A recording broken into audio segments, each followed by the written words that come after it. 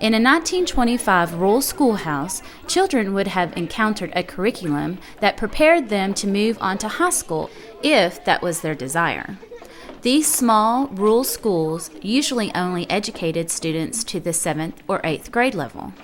The typical curriculum would have focused on penmanship, reading, spelling, mathematics, and history, especially Texas history. For penmanship and spelling, it was likely that most rural schools could not afford extra paper for students, so slate boards remained a popular tool to teach students how to correctly form letters. Children could practice over and over with chalk. The teacher would then check their work, and students simply erased to practice some more. When writing on paper, students usually used pens that drew ink from the inkwells on their desks. To teach reading, McGuffey Readers were still popular in the 1920s. The readers had a demanding range of subject matter.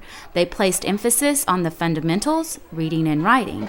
It has been said that the McGuffey Primer and his 6 eclectic readers were second only to the Bible in shaping the minds and morals of American youth from 1836 through the 1920s.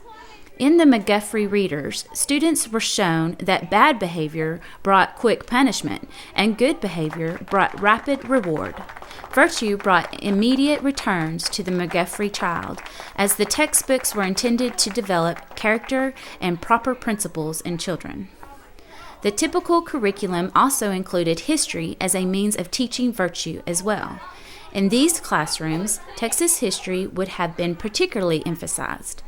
The most popular book for this purpose in the 1920s was A School History of Texas by Eugene C. Barker, Charles Potts, and Charles Ramsdell. Originally published in 1912 and updated in 1924, this was standard reading in all Texas schools.